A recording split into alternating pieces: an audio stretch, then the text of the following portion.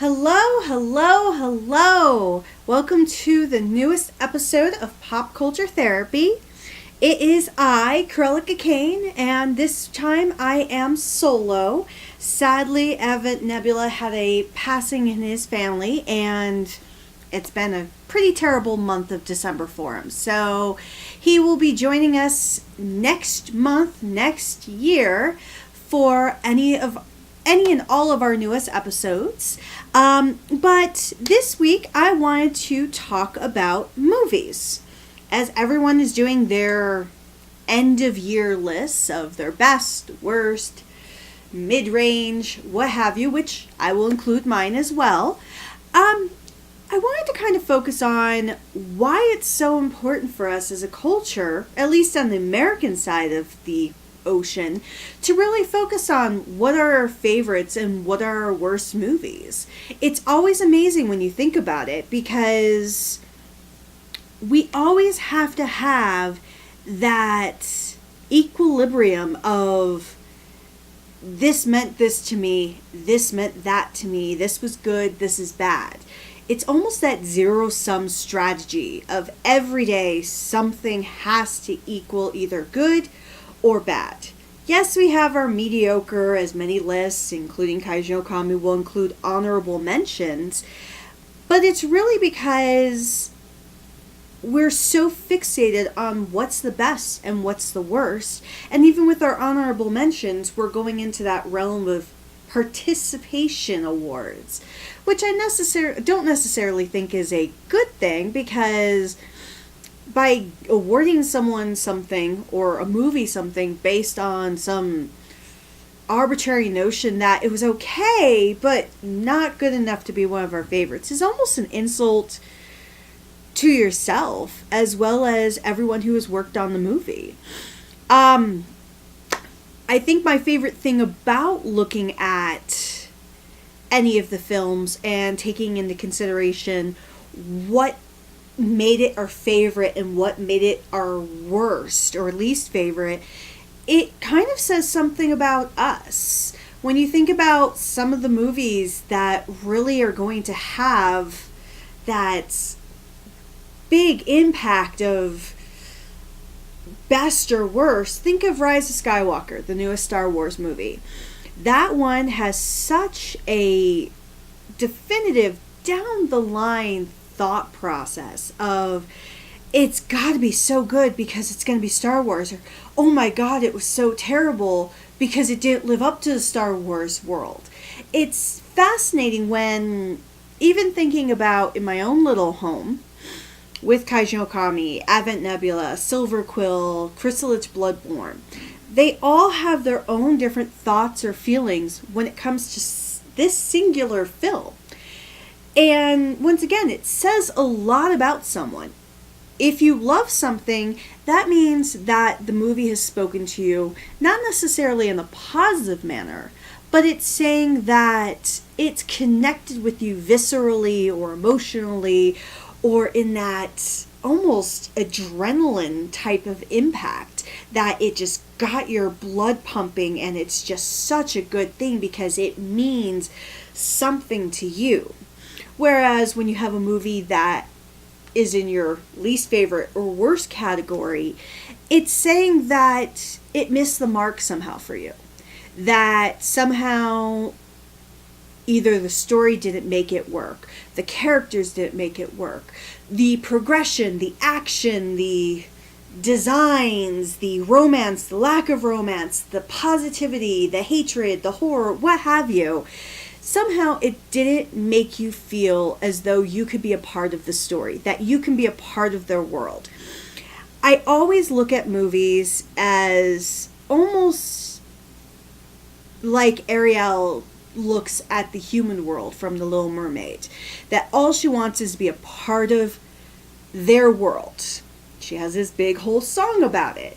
And that made an impact to me as a little girl, because for me, I always wanted to be a part of something that I never could. And good, bad, or otherwise, I either achieved my goals or didn't achieve my goals. Doesn't matter at the end.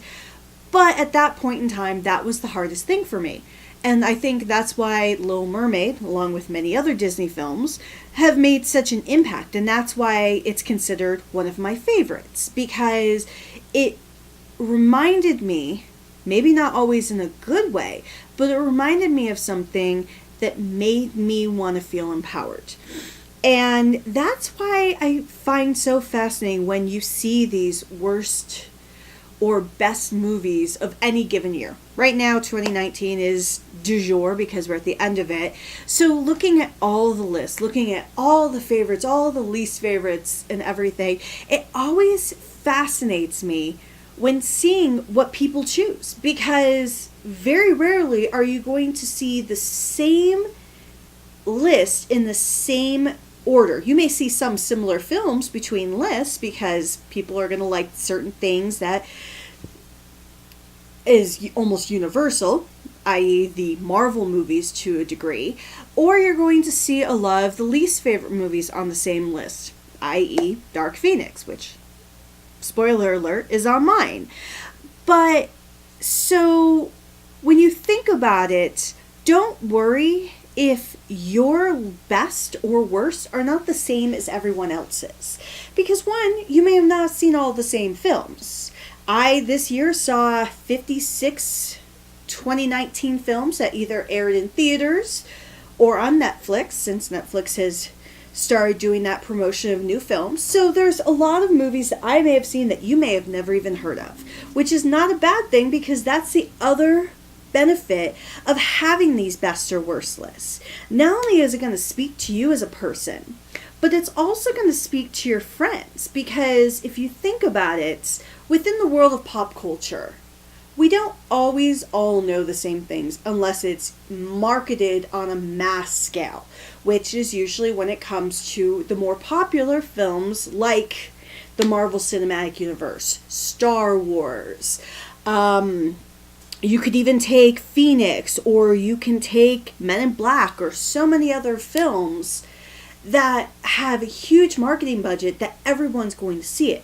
Whereas you can go under the radar and may find out about films that you've never heard of, good, bad, or otherwise, like you can with like The Lighthouse, or even Ready or Not, or Knives Out, which, yes, it had a lot of marketing, but not everyone sees that marketing if they're not going to the same films. So never be embarrassed by what's on your favorite and what's on your worst, and never be embarrassed if you can't exactly think of how you want to put the list together. I know when I did my own, it was the hardest thing ever, because you love things, but you love things for different reasons. Same as when you hate or dislike things, you dislike them for very, very different reasons. So have fun with it, and in the comment section, please let myself and Advent Nebula, who will be checking it out, know what were your top movies of the year and your least favorite movies of the year. I'm going to be excited to see what you have seen that I may not have even heard of, and hopefully we can share ideas or even find out new gems that we may have not even thought of. So starting out, I want to go over my worst movies. I think if we're going to categorize and put things into numerical value, let's go with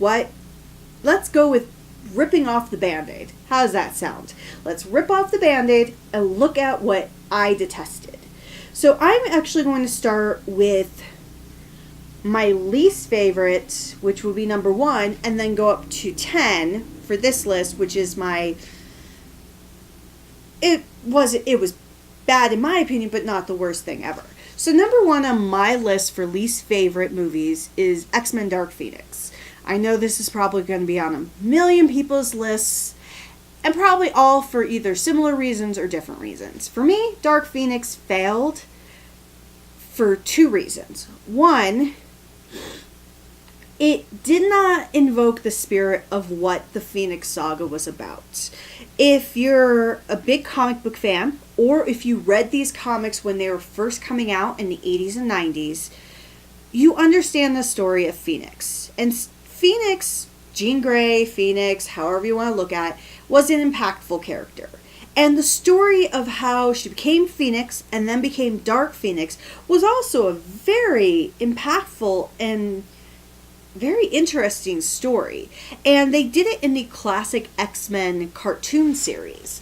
And when the first Phoenix Saga movie came out, which was X-Men Last Stand, I was super excited to see Phoenix, even though they really didn't build her up too much, but it was like, okay, sure, I'll give it a shot. And then when they failed with that, and then so many years later, the writer of X-Men Last Stand decided, I'm going to rewrite the story, and I'm going to direct it.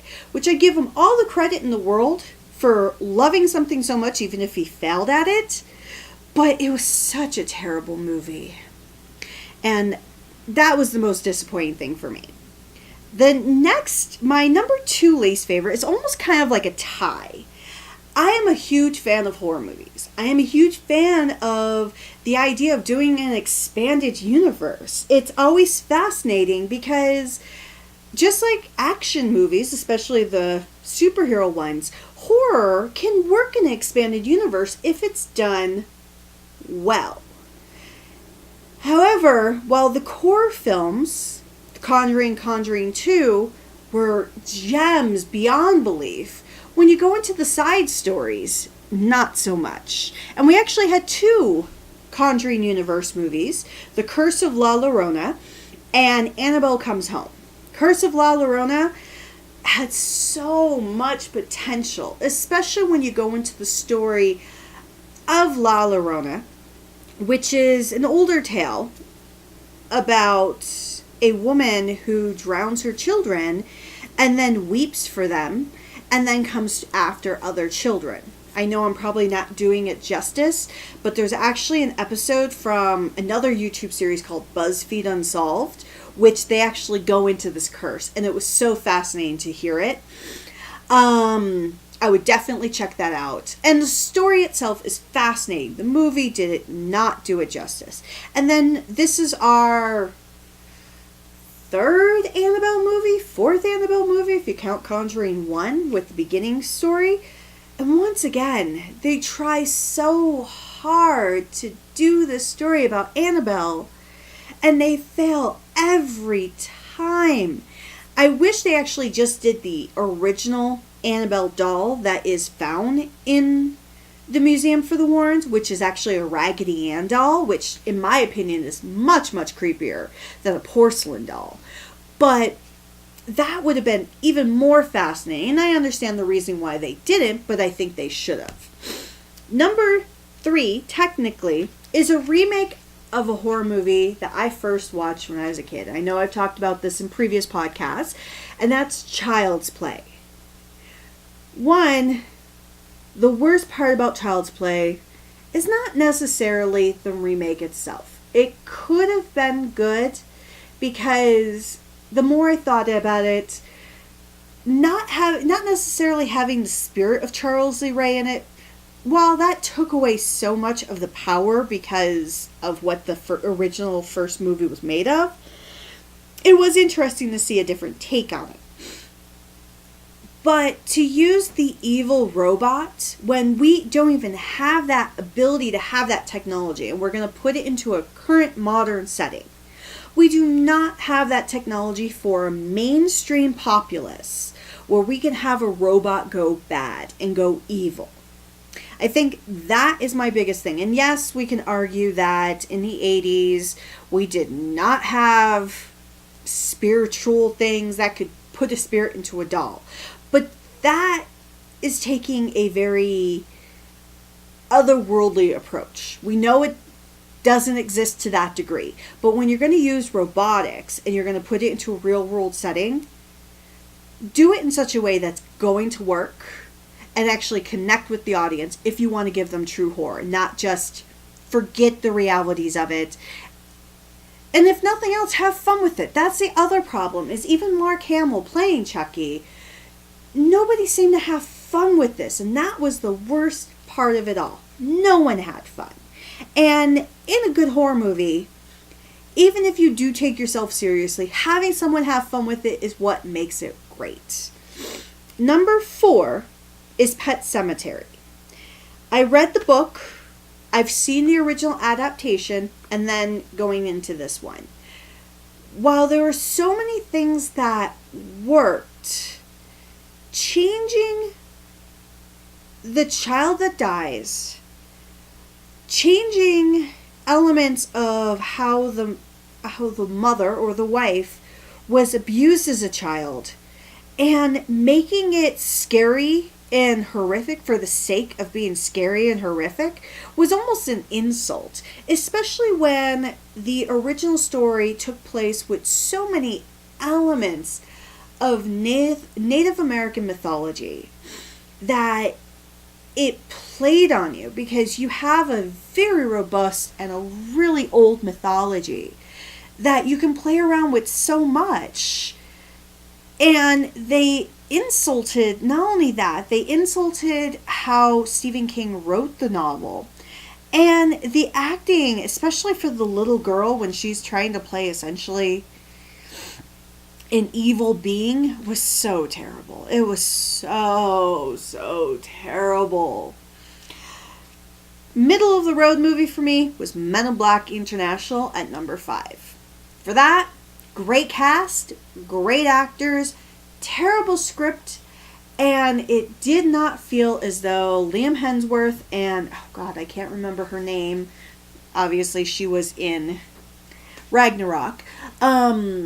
They both have great chemistry because they proved that in Ragnarok. Here, it felt like that chemistry that they had was lost. It almost felt as though the chemistry they built in Ragnarok, as well as in Endgame, was created falsely, which obviously it's not like they're the best of friends, but it didn't feel like their chemistry was legitimate, that it could work in other films.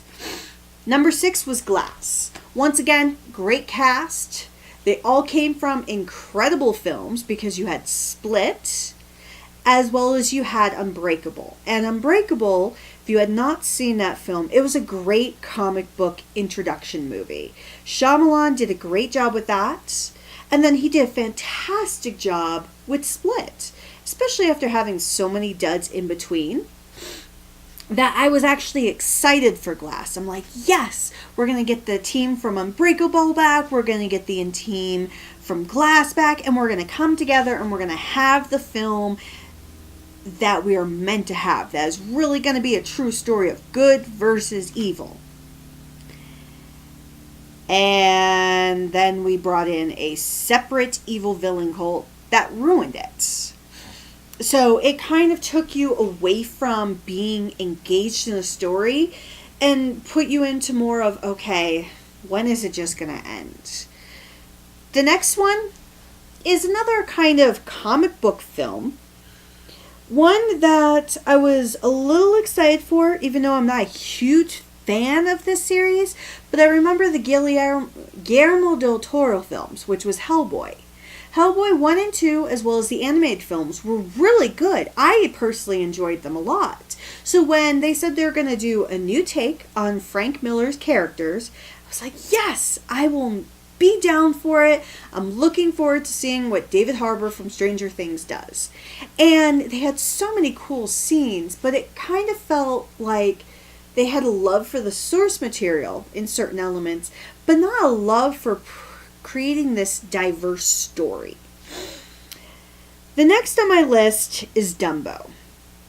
I have a hard time with live action or even live action-esque adaptations of Disney movies. Except for Jungle Book, none of them have truly wowed me. And sadly, Dumbo fits into that world of not being truly wowed. Admittedly, Dumbo is not my favorite animated movie, so maybe it's not deserving on this list since it didn't speak to me, but I was kind of hoping with Tim Burton at the helm that maybe we would have something that would be creative, that maybe he would be able to do what he tried to do with Alice in Wonderland, but being that was so whimsical that he wasn't able to succeed on, that he could go back a little bit to his darker roots, since Dumbo technically is a little bit more of a darker story about slavery, about being abused, about putting animals into dangerous situations. So I was kind of hoping to see things like that, and then it was all flat. Number 9 on my list of my least favorite movies, so going up to ones that I don't hate as much, would be Rocket Man. I watched Bohemian Rhapsody, and in my personal opinion, that was a beautiful story about Queen as well as about Freddie Mercury. And while they did music from Queen, they did it in concert footage or practicing in the studio or different things. So you got connected to what they were doing musically, but you also got connected to who they were as people, which I thought was very important. Now, when you go into Rocket Man, which is the story of Elton John, who, unlike Freddie Mercury, is still with us, I was very disappointed and actually personally insulted, even though I know he enjoyed the movie and that's his choice. Once again, we're going into that. Everyone has different opinions, and that's who makes us people. But what took me out of it is the fact that they broke in the song all throughout the movie. It had nothing to do with being in the concert. It had nothing to do with being in different things. It was just breaking in the song, especially when he's like an 8-year-old boy coming home. He breaks into one of his earlier songs as an 8-year-old boy singing it, and it just didn't feel appropriate. It just didn't connect. And then there was a scene where he overdoses. And rather than kind of looking at, oh my God, yes, he went through some very dark times because he couldn't handle the fame or different things like that. But they broke in the song. And they had this whole song and dance on top of a gurney that, to me, just once again, took me out of being connected with Elton John's story. And it reminded me, once again, I do love his music. But I couldn't love him as a person as you were supposed to for this movie. That was the point of it. And my least favorite movies of 2019 is The Lighthouse. This is the second film that was done by the director of The Witch. And with The Lighthouse, it is a very isolating film. You only really have 5 actors. The 2 main actors that you see throughout the entirety of the film primarily are Willem Dafoe and Robert Pattinson. Both are incredible actors. They have proven this. More so, Robert Pattinson has proven this after Twilight, that he actually truly can be a distinguished actor. And obviously, Willem Dafoe has been doing this for decades. So it was nice to see them work together. It was nice to see their story, to see how they presented it, to see what they did. However, I was bored to tears. Unlike Dark Phoenix, which is my number 1 least favorite movie, where I felt like everything fell flat. Storytelling, writing, acting.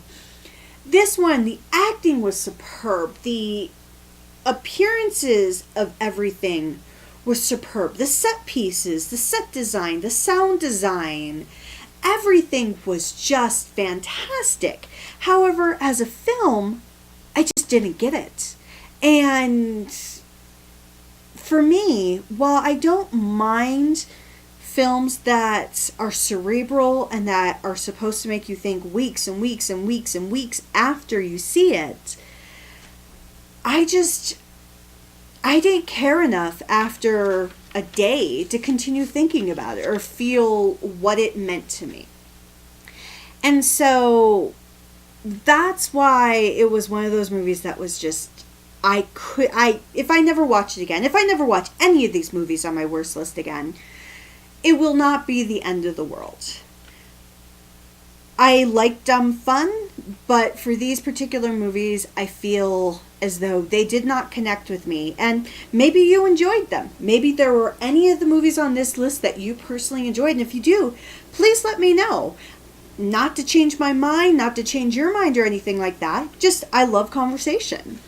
So next, I want to talk about my favorite movies, or the best movies of the year in my opinion. And I say in my opinion because the one thing I will admit, first and foremost, which frustrates Kaji no Kami, is there are not going to be any Marvel movies on my list. The reason I say that first is because, one, they were all good in their own right. And I love the Marvel Universe. The cinematic universe with Spider-Man Far From Home, with Avengers Endgame, with Captain Marvel. All of those movies were fantastic. While Captain Marvel was my least favorite of those three, they were still all good movies, and I know I'll watch them again, I'll enjoy them again, and they will be there for years and years and years to come. I kind of chose movies that were a little different for me. I wanted to talk about films that just really connected with me. I do have one superhero movie on this list, and that's actually number 10 for me, and that is Shazam. When I spoke earlier about movies speaking to you, especially in a positive manner or connected manner or something that really speaks to you, that's what you usually look for in your favorite or best movies that you enjoy time and time again. And Shazam for me is one of those films, mainly due to the fact that I didn't know enough about the character originally named Captain Marvel, now is named Shazam, and what he meant as a character. So I had really nothing of a backstory compared to what Kaiji no Kami or any of my friends or families had. So I went into Shazam kind of empty with no expectations. One, because it's a DC movie and it's hard to have expectations for superhero movies because there's so few and far between that they're good. But the reason why Shazam is so good is because of the fact that it has a great blend of comedy, of family, and of action. It put it all together. And the family element is what really stuck to me on the movie. You have this boy who was abandoned by his mom. He goes into foster home after foster home after foster home, finally gets into a foster home that will fit. And it's hard for him to see this because he's so jaded by the world. And remembering myself as a kid, I'm like, yeah, I completely understand that. And then you have the characters who connect with you. You have the villain who connects with you. You have so much that connects with you in this movie, and it's so much fun at the same time that when I saw it, I'm like, I could see this a dozen times, and every single time I'll still love it. And even to this day, after seeing it months and months and months ago, it's still up on my list because it was so fun. It didn't take itself too seriously, but it took itself seriously enough to create a dynamic story that is really needed, especially in the superhero genre, especially when competing against Marvel. And that's the reason why I also put this on the list. We have so many Marvel movies that, yes, Shazam didn't break a new formula, but compared to the Behemoth, or compared to Goliath, which you can kind of consider all the Marvel movies, Shazam, which could be David, was able to stand up to it. And that's what made me so impressed. Number 9, I love buddy cop movies. I am a child of the 80s, and in the 80s were some of the best buddy cop movies. You had Tango and Cash, you had Turner and Hooch, you had Lethal Weapon. I could go on and on and on. And while I enjoy the Fast and Furious franchise because it is dumb fun, I'm not really looking forward to them going into space, but Hobbs and Shaw was such a reminder of why I like buddy cop movies from the 80s and early 90s. It wasn't like the current buddy cop ones that are so disconnected. And sadly, The Rock has, or Dwayne Johnson, wherever you know him as, has been in so many of those bad buddy cop movies with Kevin Hart. But to actually have him in a good movie with Jason Statham, Kevin Hart does appear in it, and so many other good actors and actresses do. It was just so much fun because, once again, just like with Shazam, it did not take itself too seriously, but it had so much fun and so much action that was done in a creative way that even if I were to not see any of the Fast and the Furious movies, and even if you have not seen any of the Fast and the Furious movies, you could definitely go into this one, not lose any of the context of why the characters hate each other, and still enjoy it for the good ride it is. And that's what's important to me, is I want to enjoy it. If we use pop culture or any form of entertainment as a level of escapism, this was a perfect movie, in my opinion, to prove that escapism can happen. The next film is the first of the horror films in this list, which is Happy Death Day to You. Happy Death Day, the first one, had so much potential of being a terrible 1 in a million horror movie, where it could just be a kitsch type movie that would make no sense, that would have no connection to the audience, and that would just be a stupid, stupid horror movie, as we have been victims to in the last 15 years. However, Happy Death Day proved me wrong. It was Groundhog's Day with gore, which, how can you go wrong having a horror-filled Groundhog's Day? If you have not seen Groundhog's Day with Bill Murray, definitely recommend it.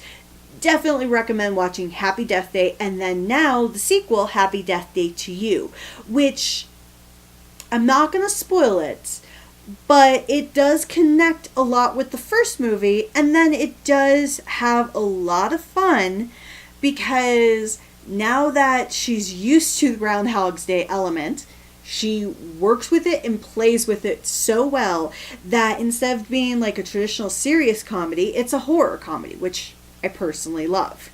The next one is Dr. Sleep. That is my 7th favorite film of this year. Dr. Sleep is a sequel to The Shining. And the one thing that was very impressive about this particular adaptation is it took elements from the book The Shining and Stanley Kubrick's The Shining.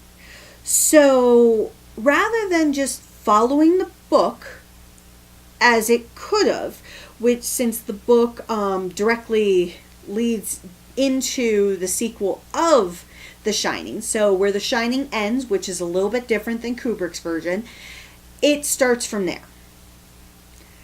However, it takes so many elements of the Kubrick's version, of the hotel still being the way it was, of certain characters that died in the Kubrick version still being dead there, of how events happen between both films.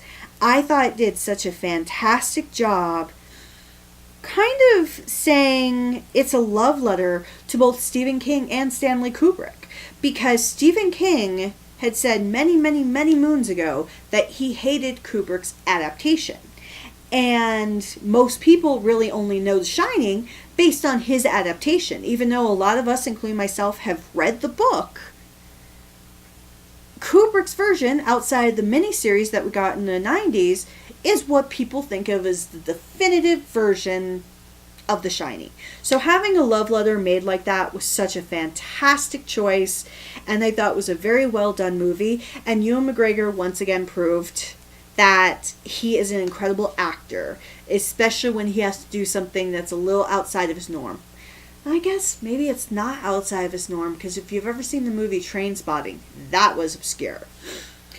The next film on my list is Joker. For me, I've always been a fan of the Joker.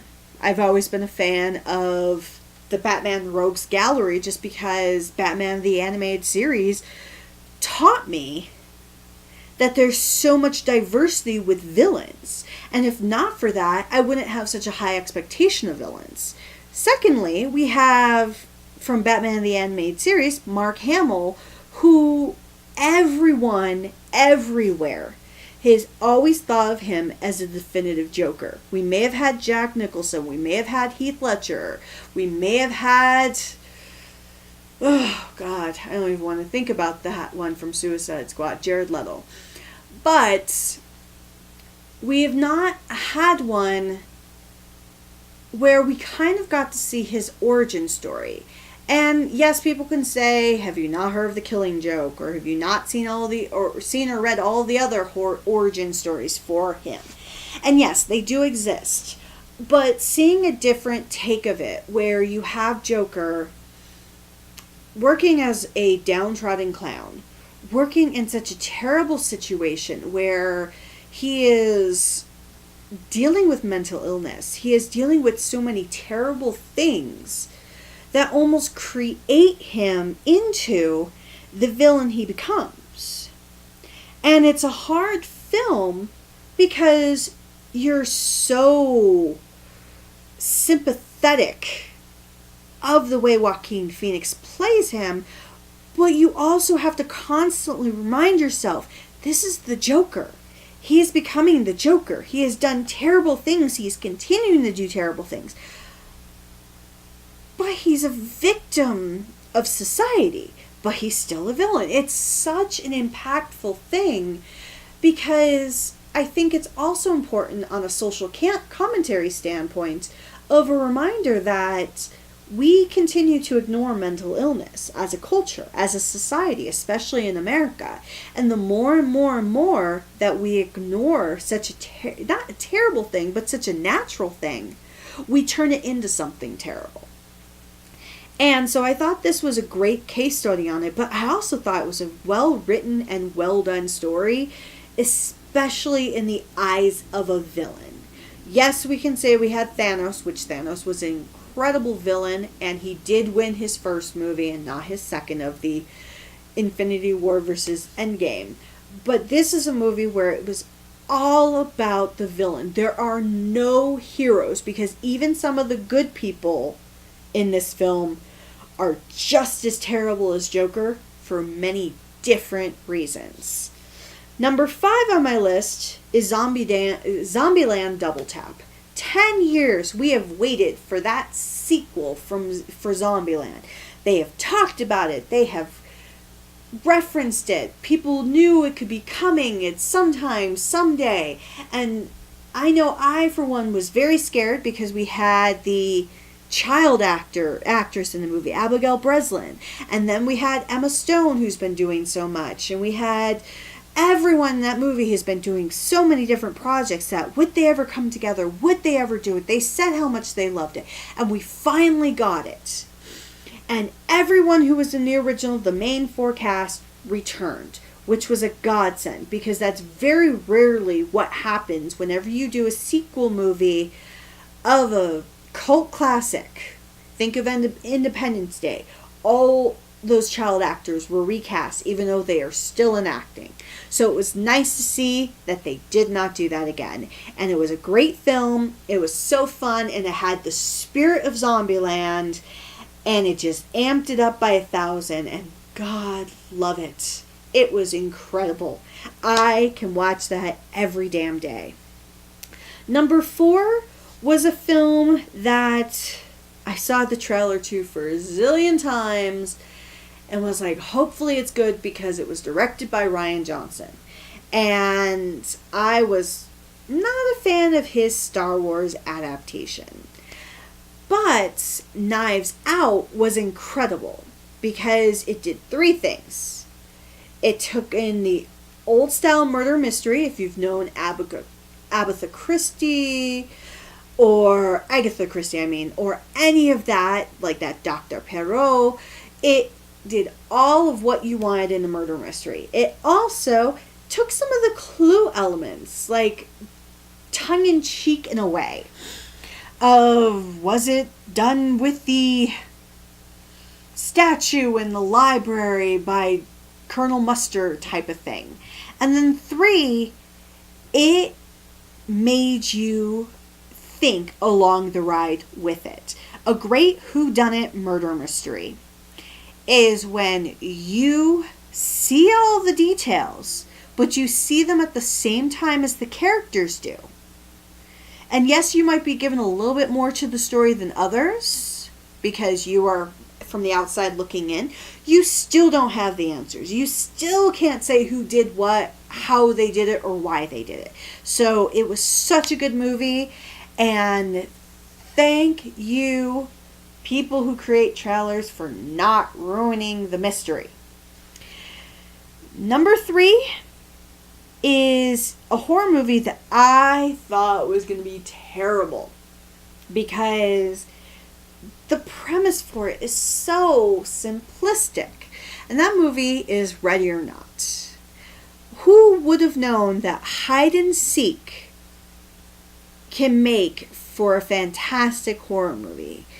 And especially when you think about the fact that the family that this is revolved around uses games given to them by the devil that could be chess, Connect 4, Old Maid, so much ridiculous stuff. And then you have hide and seek, which turns into this outgoing, everyone has to search and kill someone. It is a comedy horror. It is not just straight horror, but a comedy horror. And the way they do it is so funny and so creative that it still amazes me now, having watched it so long ago, how they were able to do this and keep it under the radar, because there wasn't a lot of advertising for it. There wasn't a lot of people talking about it. And it's not like it had big actors or actresses. This was a very, not true low budget, but low budget-esque movie that kept you going with it. And it helped because it kind of felt, with all the horror movies that we've had of different terms or different designs this year, that we're almost coming into a revival of good horror. And speaking of which, my number 2 pick is an excellent horror commentary film called Us by Jordan Peele. This movie, I think everyone has probably heard of it to some degree because Jordan Peele and the commercials for this have been everywhere.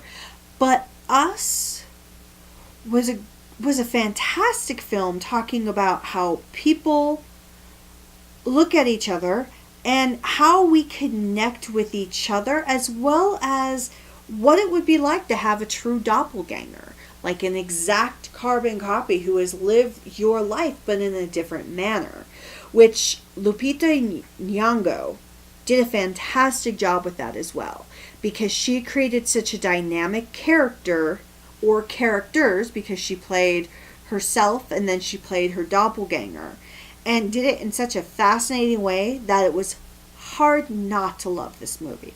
I've seen this movie at least 3 times now, and each time I've seen it, it's always kept me on the edge of my seat with creativeness or creativity. So my last favorite movie, my number 1 favorite film of this year, is something I have been a fan of since I was a kid. I probably read the book way too young, saw the miniseries way too young, and developed a kind of pseudo fascination and fear of clowns way too young. And that is Stephen King's It. When I first heard about this movie getting a new adaptation, I was a little scared because, kind of like with Batman all those years ago when The Dark Knight was coming out and they said they cast Heath Ledger as Batman, or as Joker, I mean. I had that sense of fear of Heath Ledger. I've seen his films. He is not this type of actor. I don't know what he'll be like as the Joker, because this is the clown prince of crime. And he did such a fantastic job. And then we got to Bill Skarsgård being cast to do Pennywise. And it was hard because I knew the source material and I knew the 1990 miniseries that featured Tim Curry as Pennywise. And Tim Curry as Pennywise, just like as Tim Curry in Legend and so much more, he was the basis of my fears as a kid. Even though I loved everything he's done, especially as Frankenfurter in Rocky Horror, it was still one of those things of, how can you live up to Tim Curry as Pennywise the Clown, and is it fair to have Bill Skarsgård have to try to live up to it? And then It Chapter 1 came out and proved everything we believed wrong.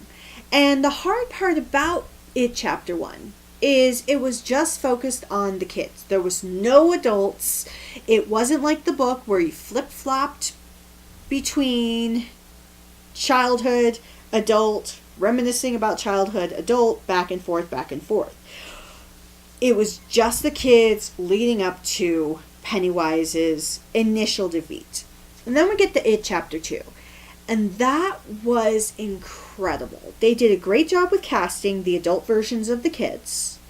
They did a great job connecting with the childhood versions of the kids. One thing that I heard is that they had the kids actually write letters to their adult counterparts in character as those kids, as well as they got to hang out with each other. And so I thought that was fascinating because it's very hard. We take so many elements of who we are when we're young into our adulthood, but we don't actually think about what those elements may or may not be. And when we see this film, it's actually a very fascinating character study of how a kid can turn into adults and still have so many qualities that are ingrained into their psyche.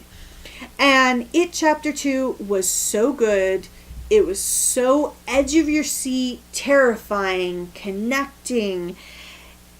It connected with me because I was able to reminisce about something I've cherished, which is the horror genre, which is Stephen King's writing, which is that miniseries. And I was able to enjoy it because I knew that while it wasn't made singularly for me, it felt like it was made for me as a fan. And that is what I look for in my favorite movies. Can it speak to me? Can it feel like, yes, it was made for millions upon millions of people, but can it feel like still, at the end of the day, when I'm watching it, it's like a love letter to me? And it was. So thank you for everyone who's created that film. They'll probably never watch this podcast, but if they do, that would be super awesome. Well, that is it for my likes and dislikes of movies for 2019. Once again, all my opinion, all my personal favorites or least favorites. And I would look forward to hearing what you have. And then in the new year, we're going to have so much fun stuff. We'll actually probably do a short podcast just after the new year with myself and Advent, kind of going over what we're looking at doing, get some suggestions from you at the same time. And if you have any suggestions before we put that next podcast out, please put them in the comments below. In the meantime, Happy New Year and bye!